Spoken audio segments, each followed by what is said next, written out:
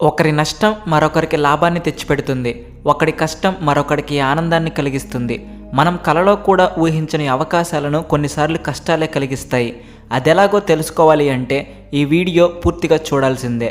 ఇల్లు కాలి ఒకడు ఏడుస్తూ ఉంటే చుట్టకు నిప్పుందా అని అడిగాడంట మరొకడు. ఇది బంగ్లాదేశ్కి సరిగ్గా సరిపోతుంది. బంగ్లాదేశ్లో ఉన్న ప్రస్తుత పరిస్థితి మన దేశానికి కొత్త అవకాశాలను తెరచిపెట్టింది. ప్రస్తుతం బంగ్లాదేశ్ సిచ్యువేషన్ ఎలా ఉందో ప్రతి ఒక్కరికి తెలిసిందే. అక్కడ బోర్డర్ దగ్గర ఉండే ట్రేడింగ్స్ ఆగిపోయాయి. బంగ్లాదేశ్లో టెక్స్టైల్ ఇండస్ట్రీ కూడా ఎంతగానో ఎఫెక్ట్ అయింది. అయితే బంగ్లాదేశ్ టెక్స్టైల్ ఇండస్ట్రీ మీద మన భారతదేశం యొక్క ప్రభావం కూడా పెరుగుతూ ఉంది. అదానీ మీద అమెరికా ఆరోపణలు చేసిన తర్వాత కెన్యా అదానీతో చేసుకున్న ఒప్పందాలను రద్దు చేసింది. అయితే అదానీ అవినీతిని అడ్డుగా పెట్టుకుని అదానీ గ్రూప్స్తో చేసుకున్న ఒప్పందాలను బంగ్లాదేశ్ కూడా నిలిపివేసింది. దీని ప్రభావం ఏమైంది, బంగ్లాదేశ్ పరిస్థితి ఇప్పుడు ఎలా ఉందో తెలుసుకోవాలి అంటే ఈ వీడియో పూర్తిగా చూడండి. అంతకంటే ముందు మీరు మా ఛానల్ సబ్స్క్రైబ్ చేసుకోకపోతే వెంటనే సబ్స్క్రైబ్ చేసుకోండి. 2017లో చేసుకున్న విద్యుత్ ఒప్పందం మీద విచారణ నిర్వహించాలి అని బంగ్లాదేశ్లో కొత్తగా ఏర్పడిన యూనస్ ప్రభుత్వం డిమాండ్ చేస్తూ ఉంది. ముఖ్యంగా ఇండియాతో సంబంధాలు తెంచుకోవాలి అని ఈ యూనస్ ప్రభుత్వం అత్యుత్సాహం చూపిస్తూ ఉంది. ఇప్పటికే ఇండియాకి బంగ్లాదేశ్కి మధ్య ట్రేడ్ రిలేషన్స్ చాలా వరకు దెబ్బతిన్నాయి. షేక్ హసీనాను మనం బంగ్లాదేశ్కి అప్పగించడం లేదు. దానిని అడ్డుగా పెట్టుకుని బంగ్లాదేశ్ మనతో వ్యాపార లావాదేవీలు పూర్తిగా నిలిపివేయాలి అని ప్రయత్నిస్తూ ఉంది. అందుకు సాకుగా ఇప్పుడు అదానీ కేసు దొరికింది. ప్రభుత్వం ఏర్పడిన వెంటనే బంగ్లాదేశ్ని భారత్కి శత్రువుగా చేసింది యూనస్ ప్రభుత్వం. వాళ్ళ రాజకీయ అవసరాలు ఏమైనా ఉండొచ్చు, కానీ దానివల్ల ఈ రెండు దేశాల మధ్య ఉన్న ట్రేడ్ రిలేషన్స్ మీద చాలా పెద్ద ప్రభావమే కనిపించింది. ఏదేమైనప్పటికీ తాను కూర్చున్న కొమ్మని తనే నరుక్కున్న విధంగా బంగ్లాదేశ్ పరిస్థితి మారిపోయింది. ఎందుకంటే బంగ్లాదేశ్లో ఉండే ఎక్స్పోర్ట్స్ ఇంపోర్ట్స్ మీద ఈ ప్రభావం స్పష్టంగా కనిపిస్తూ ఉంది. ఇండియా నుండి బంగ్లాదేశ్కి ఎగుమతి చేసే బండరాళ్ళు, కంకర ఎగుమతులు తీవ్రంగా దెబ్బతిన్నాయి. దాదాపు 10 నుండి 15% వరకు ఎగుమతులు తగ్గిపోయాయి. అమెరికా రేటింగ్ సంస్థ మూడీస్ బంగ్లాదేశ్ రేటింగ్ని తగ్గించి బి గ్రేడ్కి చేర్చింది.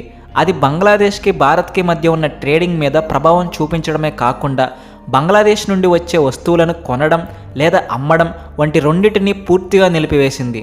కేవలం ఇండియా మాత్రమే కాదు, ఎన్నో దేశాలు బంగ్లాదేశ్ నుండి ఎగుమతులు దిగుమతుల మీద ఇప్పుడు స్టే విధించారు. పూర్తిగా ఆ దేశంతో ట్రేడ్ రిలేషన్స్ క్లోజ్ చేశారు అని చెప్పుకోవచ్చు. రెడీమేడ్ గార్మెంట్ సెక్టర్ ప్రపంచంలోనే అత్యంత పెద్ద సెక్టర్. ఇప్పుడు ఈ సెక్టర్ మీద కూడా బంగ్లాదేశ్ ప్రభావం కనిపిస్తూ ఉంది. ఐరోపాకి చెందిన దేశాలన్నీ కూడా బంగ్లాదేశ్ నుండి దిగుమతులను పూర్తిగా తగ్గించేశాయి. దాని ప్రభావమే టెక్స్టైల్ ఇండస్ట్రీ మీద స్పష్టంగా కనిపిస్తూ ఉంది. దీని అంతటికీ ముఖ్య కారణం బంగ్లాదేశ్లో ఏర్పడిన ఇండస్ట్రియల్ క్రైసిస్. ప్రపంచవ్యాప్తంగా ఎన్నో బ్రాండ్లు అంటే జర్మనీ నుండి కిక్, నెదర్లాండ్కి చెందిన పెకో, పోలాండ్కి చెందిన బ్రాండ్లు ఇప్పుడు బంగ్లాదేశ్ నుండి కాకుండా ఇండియా నుండి టెక్స్టైల్ దిగుమతి చేసుకుంటూ ఉన్నాయి.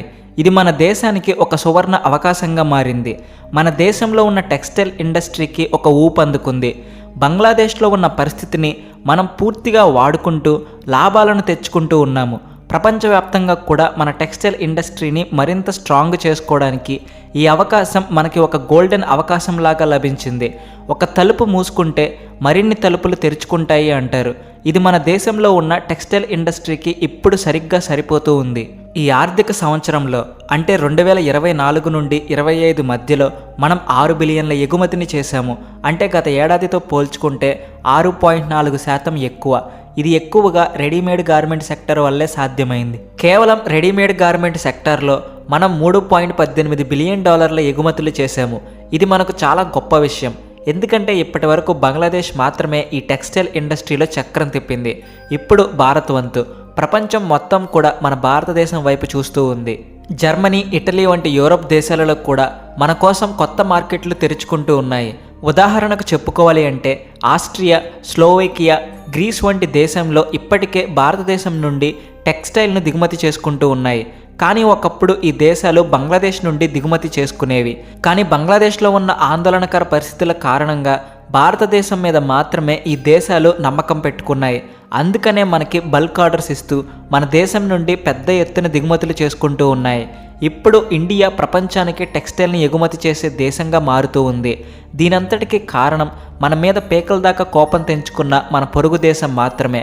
మనల్ని తొక్కిపెట్టాలి అని ట్రై చేసి ఆ దేశమే దిగజారిపోతూ ఉంది. అసలు బంగ్లాదేశ్ పరిస్థితి ఈ విధంగా మారిపోవడానికి కారణం ఏమిటి? అక్కడి ఆర్థిక పరిస్థితి అతలాకుతలం అవ్వడానికి కారణం ఎవరు అని అడిగితే ఆ దేశపు రాజకీయ పరిస్థితులే కారణమని చెప్పాల్సి ఉంటుంది.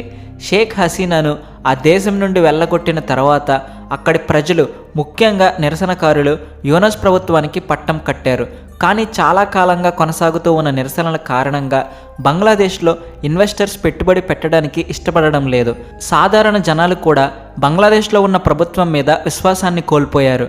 ఇప్పటికే బంగ్లాదేశ్లో చిన్న మధ్యతరగతి పరిశ్రమలు మూసివేయబడ్డాయి. దాదాపు 700 నుండి 1000 గార్మెంట్ ఫ్యాక్టరీలు క్లోజ్ చేశారు. బంగ్లాదేశ్ నుండి పనిచేస్తూ ఉన్న అనేక బ్రాండ్లు ఇప్పుడు భారతదేశానికి తరలి వచ్చేశాయి. బంగ్లాదేశ్కి కలిగిన నష్టం మనకి లాభంగా మారింది. బంగ్లాదేశ్లో ఏర్పడిన ఈ సంక్షోభం మన దేశంలో ఉన్న టెక్స్టైల్ ఇండస్ట్రీని, రెడీమేడ్ గార్మెంట్ ఇండస్ట్రీని అభివృద్ధి చేయడానికి ఎంతగానో ఉపయోగపడుతుంది.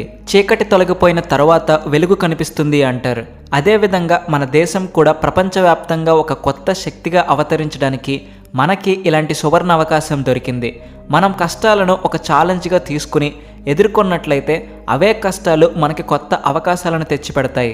మనం మరింత డెవలప్ అవ్వడానికి సహాయపడతాయి. మన భారతదేశానికి గార్మెంట్ హబ్గా పిలువబడే తమిళనాడులోని తిరుపూర్ నగరం ప్రపంచ వస్త్ర సరఫరా చైన్లో ఒక భాగంగా మారబోతుంది.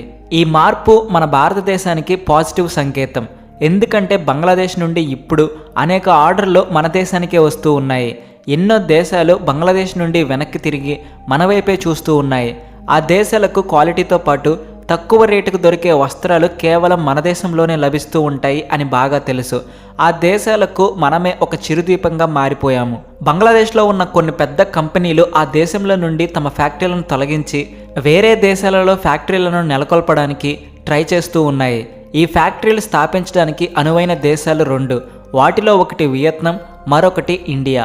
ప్రస్తుతం అయితే బంగ్లాదేశ్ ఈ పరిస్థితి నుండి బయటపడడానికి దానికి కేవలం ఇండియా మాత్రమే ఏకైక ఆశ.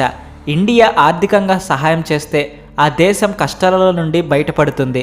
కానీ ఆ దేశానికి సహాయం చేయడం పాముకు పాలు పోసినట్టే అవుతుంది. ఇండియా కూడా ప్రస్తుతం బంగ్లాదేశ్కి సహాయం చేయడం మీద ఇంట్రెస్ట్ చూపించడం లేదు. ఇది మన దేశానికి లభించిన ఒక అవకాశం. బంగ్లాదేశ్కి మాత్రం ప్రస్తుతం ఒక చేయూత కావాలి. కానీ బంగ్లాదేశ్లో హిందువుల మీద జరుగుతూ ఉన్న అత్యాచారాన్ని చూస్తూ కూడా మనం ఆ దేశానికి సహాయం చేయడం కరెక్ట్ కాదు. ఒకప్పుడు ఏషియాలోనే అత్యంత వేగంగా పెరుగుతూ ఉన్న జీడిపి కలిగిన దేశంగా ఉన్న బంగ్లాదేశ్ ఇప్పుడు చీకట్లో మగ్గిపోతూ ఉంది. కానీ చేసిన పాపం ఊరికే పోదు.